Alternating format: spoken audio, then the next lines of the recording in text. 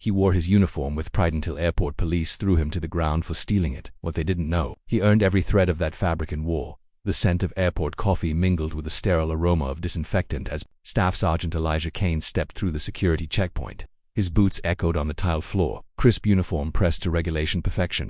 A few travelers offered him polite nods, some with respect, others with suspicion. It wasn't new. A black man in uniform still raised eyebrows. But Elijah had learned to wear it like armor. He clutched a worn duffel bag in one hand and his travel orders in the other. Homecoming. After 14 months in Kabul, he was finally heading back to Charlotte to see his mother, hopefully before her cancer treatments began again. Boarding Group B, now ready for Gate 17, crackled the intercom. Then came the voice. Harsh authority strained through ignorance. Hey, you there? Stop right now. Elijah turned, confused. 2 TSA officers and a local airport cop stormed toward him, hands already at their belts. You got ID? Barked the cop. Elijah blinked. Yes, sir. Is there a problem? Uniform like that? Where'd you get it? Elijah paused. I serve Staff Sergeant Elijah Cain, U.S. Army. We got a report of someone impersonating military personnel. Black male. Round your build. That uniform yours? Elijah's heart pounded. Of course it is. Drop the bag. Hands up. People had stopped walking. Phones appeared in hands. A wave of whispers and rubbernecking began. Elijah slowly complied, glancing toward a stunned gate agent. This can't be happening, he muttered. I've just come home. The TSA agent snapped plastic cuffs onto his wrists while the officer pulled out Elijah's army ID. Could be fake. We'll verify.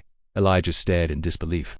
Sir, check my papers in the bag. There's a sealed transfer order. You shut your mouth. Tension rose. A black child watching near a vending machine squeezed her mother's hand tightly. This is wrong, someone yelled. But the officers kept pushing, guiding Elijah toward the floor. Resisting arrest will only make it worse. I am not resisting. I'm a soldier. The knee went into his back. Then a voice split the air like thunder across the tarmac. Stand down, immediately. It wasn't loud, but it didn't have to be. Every uniform in that terminal knew the tone. The voice came from Gate 18. A tall woman in combat dress stepped forward. Her posture didn't allow for debate. Her eyes scanned the scene like a drone on target. She held up her badge and ID. Colonel Ava Langston, 22nd Airborne Command. She didn't stop walking until she stood between the officers and Elijah. Her voice didn't rise. It dropped. You're about 5 seconds from making this a federal incident. The cop froze. Ma'am, she cut him off. Did you verify his identity before throwing him to the ground? He fits the description. Black male. Uniform. You just assaulted a decorated staff sergeant. His file was cleared 3 hours ago for domestic travel. I signed the clearance myself. Phones were recording now. News cameras suddenly swung toward the commotion. Colonel Langston bent down and helped Elijah rise. She unclipped the cuffs, her hands firm, then turned toward the officers. Who's your supervisor? The TSA officer stammered. We were following protocol. You were following bias.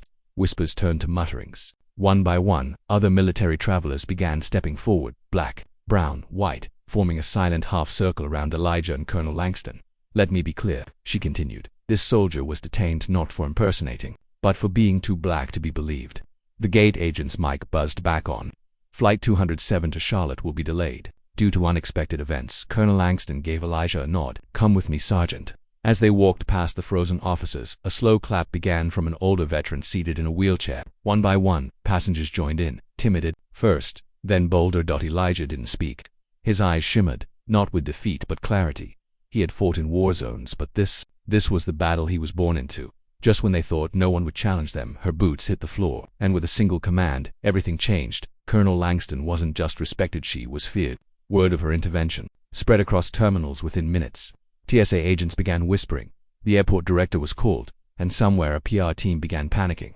Elijah sat in the USO lounge with a blanket over his shoulders. He wasn't shaking, he was remembering all the times he'd had to prove he belonged. But now, someone with more stripes had drawn the line.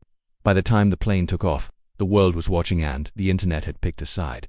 A journalist at Gate 16 caught the whole thing. By the time Elijah's plane took off, hashtags were trending. Hashtag he wore it right and hashtag Colonel spoke dropped like thunder across social media. Behind closed airport doors, panic erupted. Cameras caught what their reports never would. Internal emails flew across TSA and airport law enforcement. Someone in command wanted names, reports, video, anything to contain what had happened. But it was too late. The truth had already flown. When the president saw her name in the briefing file, he looked up and muttered, "Not again." At 6:12 p.m.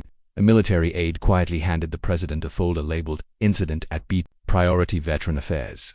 He frowned, reading the colonel's name, Ava Langston again. Turns out, Ava had made headlines before, known for defending underdog soldiers and exposing military racism. This wasn't her first public confrontation, but it might be her loudest. Elijah's commendations, Bronze Star, and overseas rescue missions were all made public. The same man who was cuffed like a criminal had once carried a wounded soldier 3 miles through gunfire. Both arresting officers were suspended pending investigation. Protesters showed up outside the airport demanding accountability. He remained silent. His dignity spoke louder than any headline. When Congress called her to testify, she didn't hold back. Her words burned like truth dropped in gasoline. A week later, a special committee on racial bias in transportation security was formed. Colonel Langston testified. Her words, "We can't fight foreign enemies while silencing our heroes at home." He never asked for recognition, but after that day, every airport checkpoint remembered his face and his fight. Elijah returned home quietly. No press, no parade. But the world had changed, and every time a soldier walks through an airport now, they're reminded of him, one who was cuffed, until someone finally said, "He belongs." If this story moved you, hit that like button.